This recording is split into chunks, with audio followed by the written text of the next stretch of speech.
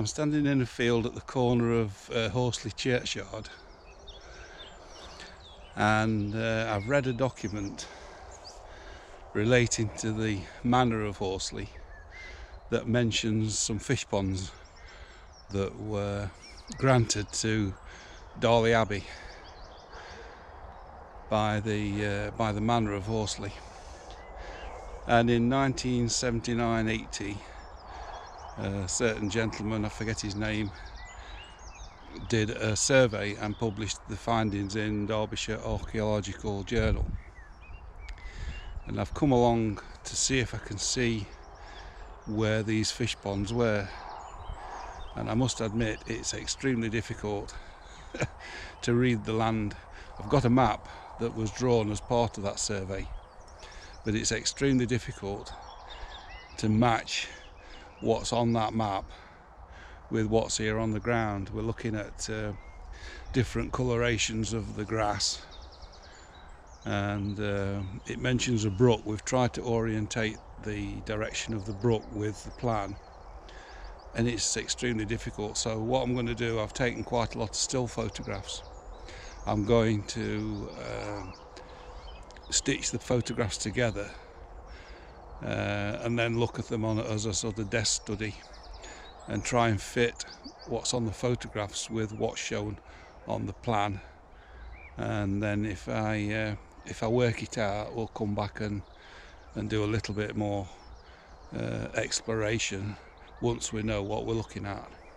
But for the time being, I'm just going to pan across the area concerned and see if I can make some sense of that as well, as a desk study, rather than trying to work it out standing here, because I'm going around in circles, to be honest.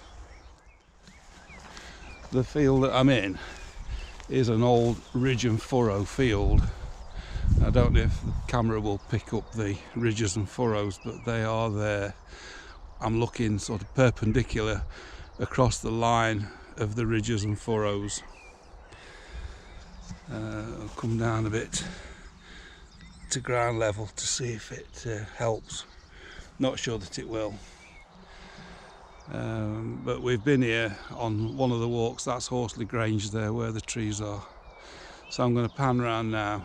It's quite a dull day as well, which doesn't help. But the area that's concerning us is there, really, in the dip of the valley. Up on the other side of the hill is the sculpture tree, which we looked at on a previous video. This is the brook that's mentioned on the plan, our friend the pylon, and all the ponds were this side the brook, so somewhere in the ground in front of us were the fish ponds. But I can't make sense of it because the ground is falling quite considerably, and obviously a fish pond needs to be level to contain the water. So I'm just going to scan the ground here and combine that with the photographs I've taken and see if I can make sense of it, as I say, back home on the desk. And if I do make sense of it, I'll probably make a little video and explain a little bit more about them, but I can't foresee me making any sense of it at all, really. I'm not an archaeologist, but I know how to read a map, and it doesn't make sense. Our friend the pylon's there, so we'll have a look. But in this area in front of us somewhere, there were fish ponds that were granted to the Abbey of Darley as part of the grant from the Manor of Horsley. And I'll look the dates up as well, and we'll mention what sort of dates we're talking. But it's medieval. It's 12th, 13th century. I'm pretty certain.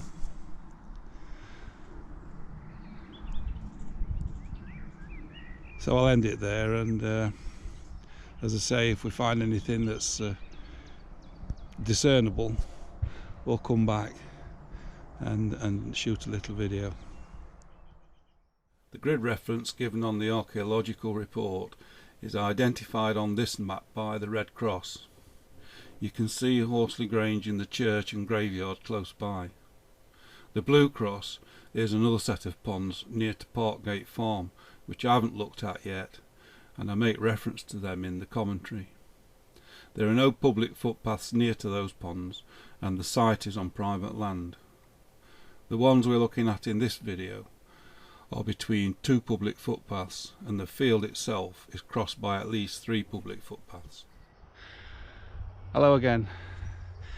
It's just over a week ago that I stood here at the corner of Horsley Churchyard, and I was trying to make sense of a plan that shows the old Horsley fish ponds, the medieval fish ponds that were granted to Darley Abbey by the du Buron family, who were lords of the Manor of Horsley, and we're talking 13th century.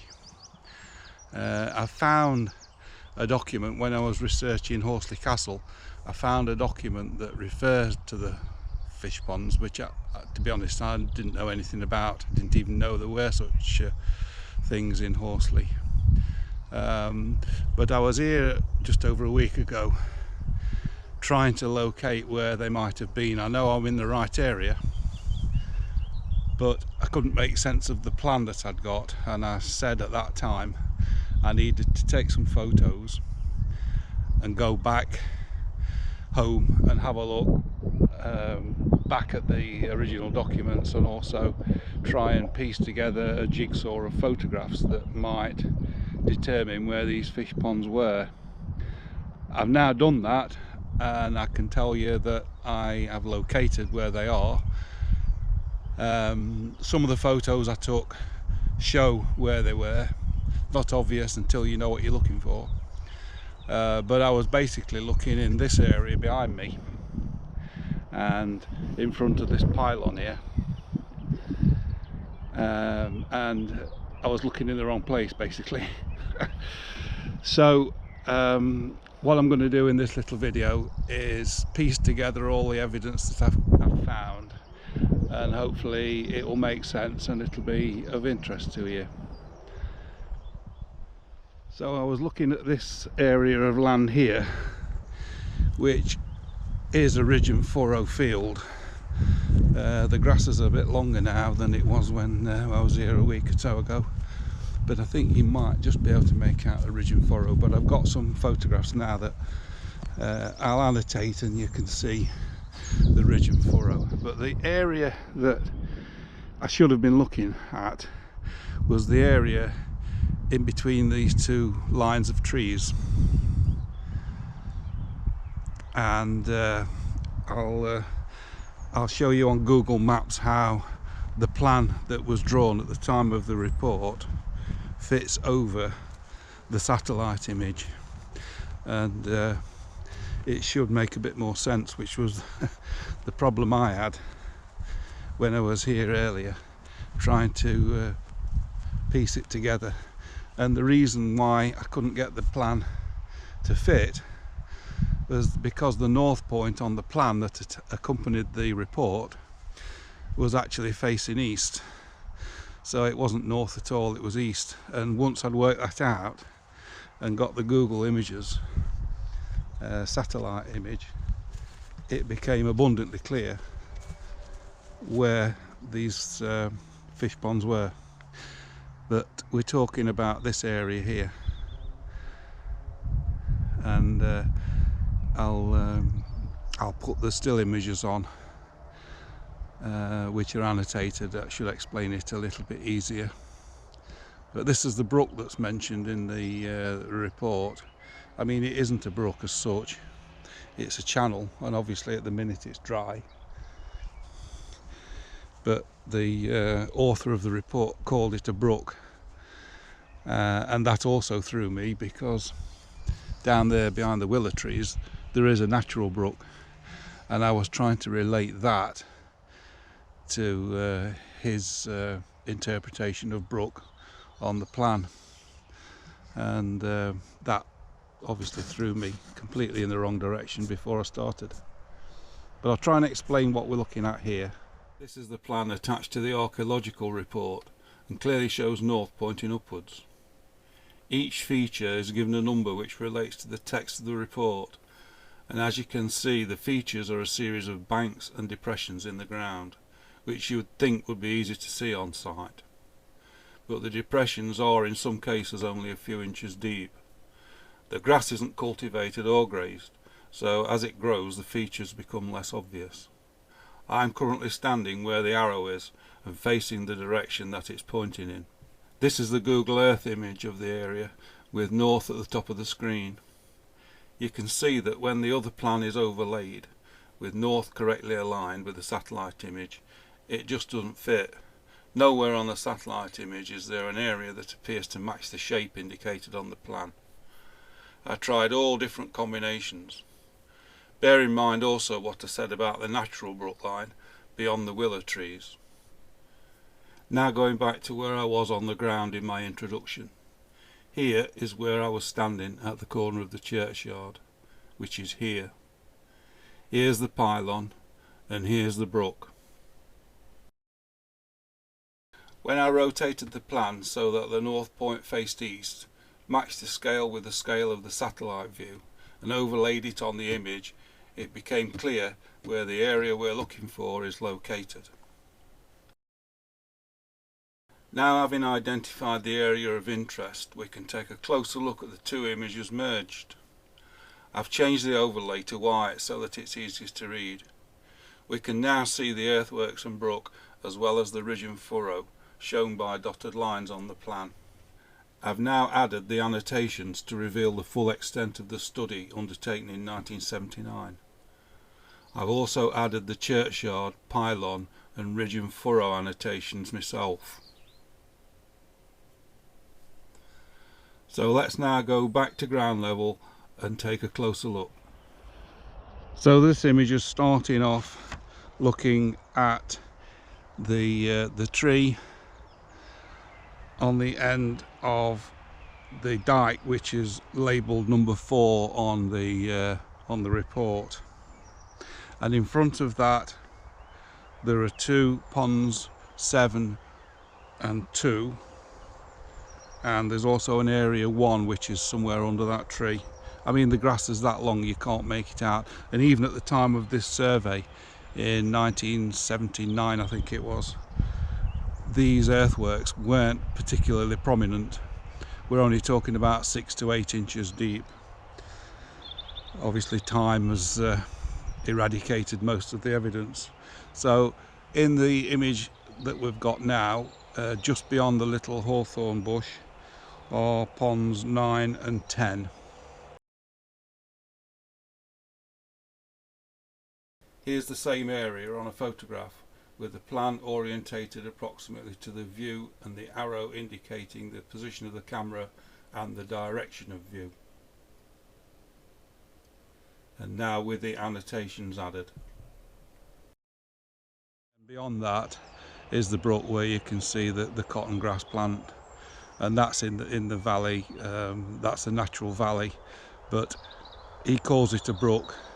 I would more better describe that as a channel, because it's clearly man-made, and I think it's for the purposes of draining the ponds into the natural brook, which, swing back around, starts where those willow trees are and goes away from us towards the valley at Lower Kilburn. I'm going to go in an easterly direction now towards Horsley Grange Farm as it is now, which is where the poplar trees are.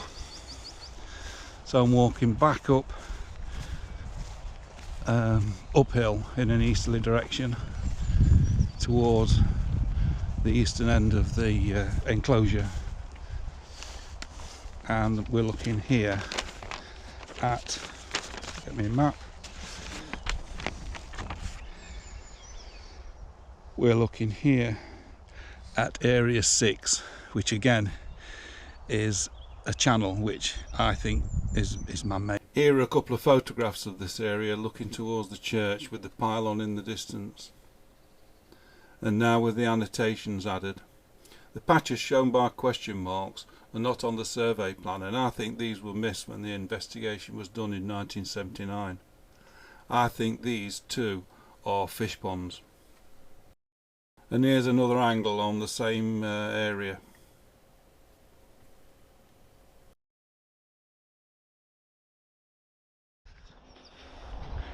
Okay, so I'm in the middle of the area that we're looking at.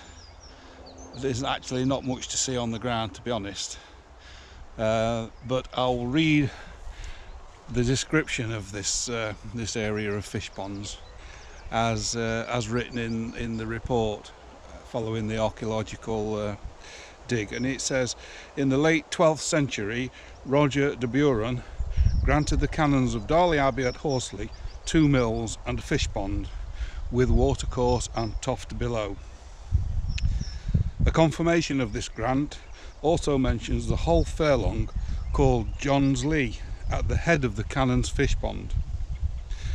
The positions of these ponds on the edge of the block of ridge and furrow suggest that these were the Canon's ponds, and that one of these blocks of ridge and furrow was the furlong known as John's Lee.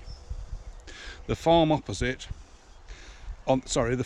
the opposite slope of the valley is called Grange Farm, possibly the Grange at Horsley, referred to in early 14th century accounts. The nearest surviving ridge and furrow to the ponds at another location in Horsley is over 100 metres away, so that rules that out, and that's the ponds that are near Parkgate Farm, which we looked at Parkgate Farm in the walk to Horsley Castle. These are the ones by the church, closer to the village centre. So what are we actually looking at? Now, as we walk down the hill from Horsley Church, at a higher level, you can see there's definitely a different coloration in the ground here, and I think there's 3 ponds here, even though they're not on the survey or the report. There's one here where I'm standing, there's one about 20 feet in front of me, and the ground here is level, or more or less level. It's been levelled by hand, I think. It's not natural level there. You can possibly see a difference in colour there, and certainly a difference in the growth of grass. And then the other one is here, which, as I say, from a greater distance further up the hill, it stands out, and I hadn't noticed that when I was here last time, but when I got back and looked at the photographs, it was abundantly clear that there are 3 distinct areas just here where the grass is a different colour, and the levels are, the natural contour is interrupted. So I'm pleased I found that. We'll go on a little bit higher up and I'll explain what we're looking at here. So that's the view sort of northeastwards. You can see the spire of Horsley Church, and that's the path we've come down. The trees are on the boundary of the churchyard, and there's the pylon, the ever-present pylon. And in the foreground, where these bushes are, you'd walk past this without realising there was anything interesting about it, but there are 2 ponds here, 5 and 4 on the plan. The first one is 5, which is here. Again, you know, you'd think that was just a pile of undergrowth, but that area has been dug out by hand to form a fish pond. And then beyond that, there's an embankment, which I'm not quite sure what the purpose of it was, but we'll follow that embankment. And again, there's a difference in the grass colour, which I think gives it away. You can't detect something that's 6 inches higher than the surrounding ground, while the grass is like this. But there's definitely a different coloration here, and we're looking along towards those trees, and this is the embankment that's noted as 4 in the report and on the plan. And as we pan round this whole area in the middle, there's nothing mentioned about what this was, apart from it being the area in between the earthworks. But I found it fascinating that this was something that was granted to the Abbey of Darley in the 12th century, because obviously fish at that time was a delicacy. A lot of monasteries and abbeys were built by rivers, and fish ponds were made in order to farm fish for the plate, and that's what these would have been. Although we're not near a river, there was obviously a tie between the Manor of Horsley and Darley Abbey, and Roger du Buron granted this area for the use of Darley Abbey and the monks. So fascinating. And here we are 900 years later, and they're still evident.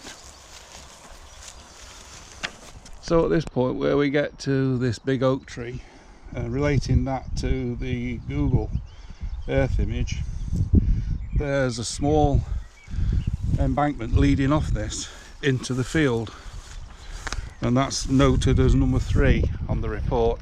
Again, it's virtually impossible to see, but I think I'm standing in it now and looking along it into the Ridge and Furrow field. That may have been some means of getting water into the ponds, I don't know, and the report doesn't go as far as to say that. A lot of it's assumption really, but it needs a more learned eye than mine to interpret what it is. But because it's on the higher level, that would say to me some form of water source was up there, and this channel was dug to enable that water to reach the ponds. So finally, on this rather bright and sunny day, the other ponds I want to show you are in the shade. So we're now looking at areas 7 and 2 on the plan, which again, just undulating ground, isn't it? You know, anybody would look at this and just think it was natural, but you can see a little bit of artificial there, I think. And that, according to the plan, is the channel 8, the top of the channel, and then beyond that is number 2, the pond number 2. I don't know why they didn't just dig one big pond, but maybe there were different types of fish in each one, but this is pond number 2 without a doubt.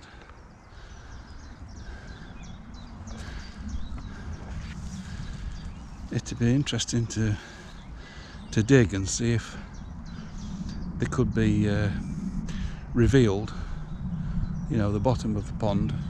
Whether they were clay lined or not, I don't know. I would think they'd have to be impervious, but just don't know. Just don't know. So we're back really to where we started, at the western end, and I hope that's illuminated you somewhat. You can see the bank at the other side where the large tree is. That climbs away quite steeply, and you can possibly see the different colorations of the ridge and furrow in that area of meadow beyond the dip. These next photographs were taken on my first visit. I compared these with the map and identified which features were located in each image. I've added the plan and a direction arrow to help with locating where they are within the overall site of the fish ponds.